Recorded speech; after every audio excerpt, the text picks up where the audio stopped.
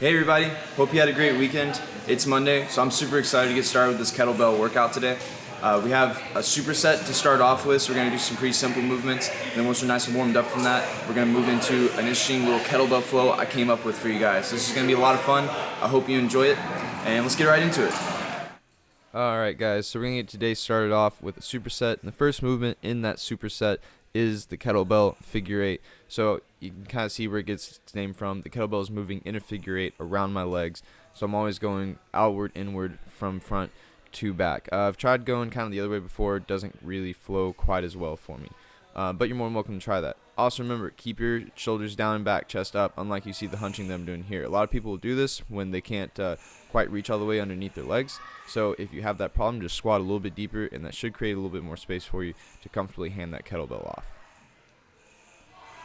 Alright, so now that we've got our hips and shoulders nice and warm from that kettlebell figure-8, we're going to move on to warm up our core and maybe even mobilize the shoulders a little bit. So this is called the kettlebell sit-up to shoulder press. So you're going to start by holding that kettlebell upside down, laying on your chest.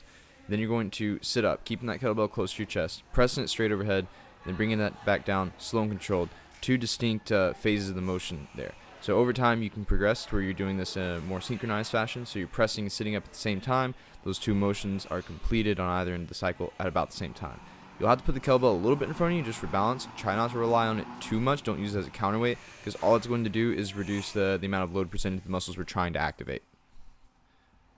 So once you've cranked out 3 sets of the superset today, we're going to move into this little adaptation flow I came up with for you guys. So there's a lot going on here, so I just want you to take a second to kind of watch it, and then we're going to break this down into parts here in just a moment. So I recommend grabbing a lighter kettlebell for this, because you are holding the whole weight overhead with one arm, so some weight that you would feel comfortable and confident doing that with.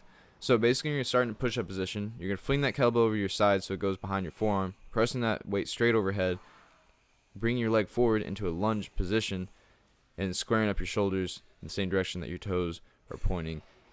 Now we're doing all that back in reverse. So let's watch that one more time. Fling, press. Only once you've completed the press, you bring that leg forward into the lunge, then you set your knee down. When you're coming back down, plant your hand on the ground, move that leg back, then bring the knee up. So I want you to pay special attention to what's going on with my shoulders here. So I press it straight overhead, and I'm in kind of an iron cross position. But you'll notice as I turn my shoulders square forward, I'm rotating my shoulder through scaption into an overhead position. So watch that one more time. I'm keeping my elbow nice and tight, flinging it directly above me, pressing overhead. You can see there's humeral rotation there. So that's very important. Be aware of that. This is one of the main reasons I encourage you to use a lighter weight with this exercise, but it's also a really great thing that we can take advantage of with this exercise and get a good adaptation out of if you have, like, say, tight shoulders. Alright everybody, so that is it for today's Kettlebell Monday WODvlog. I appreciate you tuning in and watching the video. I hope you learned something or gained some value from this in some way. Hopefully you enjoyed the workout and it helps you get stronger and work towards your goals. If you have any questions about the services that we offer here at Tyler Rock Gym through the fitness programs, you can email me at caveman@tylerrockgym.com. You can comment in the video below, or you can DM me on Instagram at @TRG_fitness. And I'd love to help you out in any way that I can. Also, we have a comment box now for the fitness programs at the front desk, so keep an eye out for that as well. Also, throughout this week, I have a couple of exclusive interviews with the trainers from Mountain Strong Training, who I did the collaborative WODvlogs with a couple weeks ago, which you might have seen. If you haven't seen it, I definitely recommend going back and watching those. They had a lot of really great things to say, lots of nuggets of knowledge to share with us, so that was really cool.